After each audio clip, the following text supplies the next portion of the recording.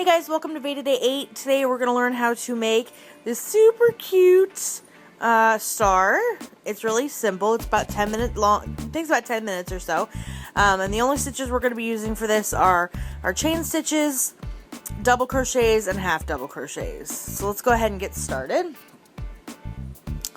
Alright, I'm using just a yellow yarn, and I'm using let's see if I can get this to focus, a G-hook. Can't see that, but focus, no. Okay, well, it's a G-hook, so, oh, there we go, it's on the wrong side. Anyway, so it's a G-hook. So, to start, we're going to start like we've done so many of these patterns, and we're going to chain 5 and slip stitch to a ring. So that's 1, 2, 3, 4, 5, and we're going to slip stitch into, make a ring. Okay, so we now have our ring. Here it is. Okay.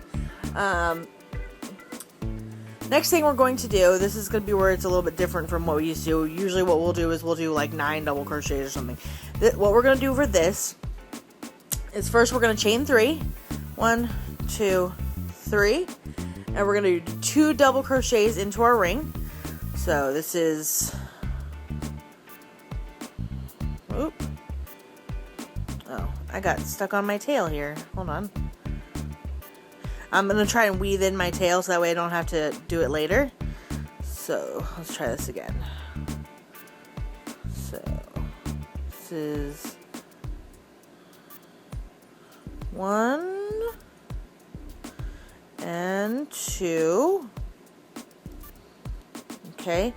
So now, including our chain 3, we have 3 double crochets. This chain 3 is going to count as your first double crochet. So we have 1, 2, and 3. And what we're doing is we're making clusters of chain 3s. Or, I'm sorry, of double crochets. So the next thing we're going to do is we're going to chain 3. And we're going to start on our next cluster. Like these 3 right here are a cluster. We want to make 5 because there's 5 points to a star. If you wanted to do a 6-point cluster, you could do a 6-point cluster. A 6-point star, you could do a set of 6 clusters. We're only doing a 5-point star, so we're gonna do we're gonna do 5 sets of 3 clusters. So we chained our 3, and now we're gonna do 3 more double crochets. It's 1. Ooh. Sorry about that.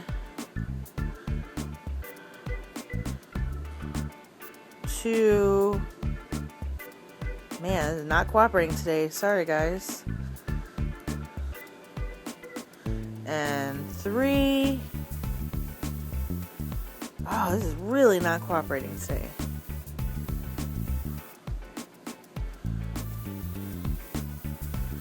Okay, so there is our second cluster.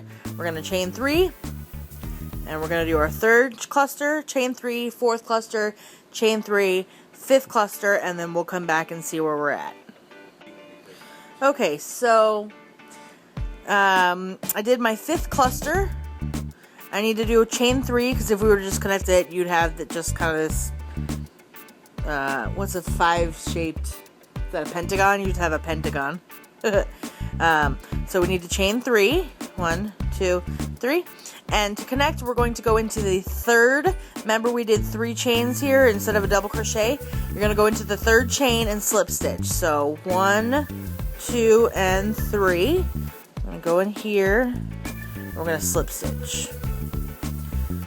Oop. Let's try that again. Okay. And pull it tight. Okay, so now we have our star, or we have the points 1, 2, 3, 4, and 5. Now, we're going to expand this out, obviously, and to do that, what we need to do is we need to get to this next section to create it bigger. So, to move around a project without creating extra stitches, this is where you want to do slip stitches. So, we're going to do a slip stitch in the next 2 spaces because we need to get over here into this hole. So now we've slip stitched into this, and you can't really see much of a difference because it's the same basic stitch. Okay, so now what we're going to do is after we've done our 2 slip stitches in here, we need to make the clusters in here. Now, if you remember how we did our granny square, you remember how when we got to a corner, we had to do 3 double crochets, and then do a space, and then do 3 more double crochets, and then move on to the next one. This is pretty much the exact same technique, okay? So we're pretty much doing the exact same thing, except instead of doing it in 4s for a square, we're doing it in 5s for a star. So we're going to start out with our 3 double crochets. 1, 2, 3. We're going to chain 3. And in the same stitch, we're going to do 3 more double crochets.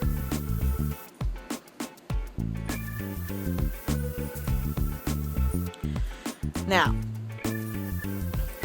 to get to our next stitch, instead of just moving on to our next one, because that's going to create this fold, we're going to do a half double crochet in the second double crochet of this cluster. Okay, so this is the first cluster, this is the first one, this is the second one, this is the third one.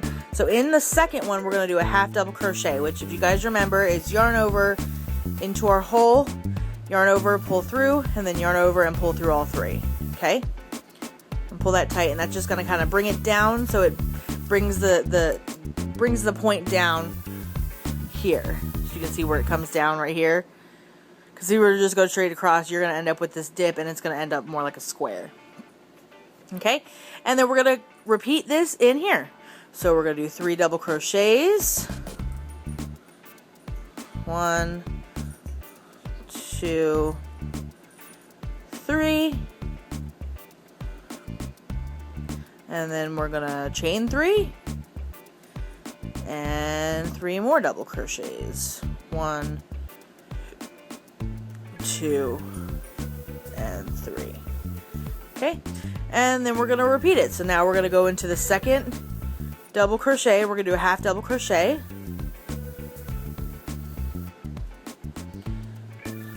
And we're going to go into the next one. So you're going to go all the way around. And then when we get over to here, which will be the last one, we'll see. I'll come back and show you what to do. Okay, so I'm on the last cluster. I already did the first one. We need to do our second double crochet and our third double crochet. And then we're going to need to do our half double crochet in here. So the second one, 1, 2.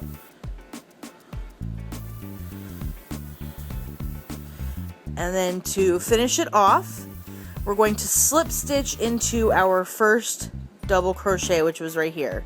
So we're going to slip stitch in there and pull it tight.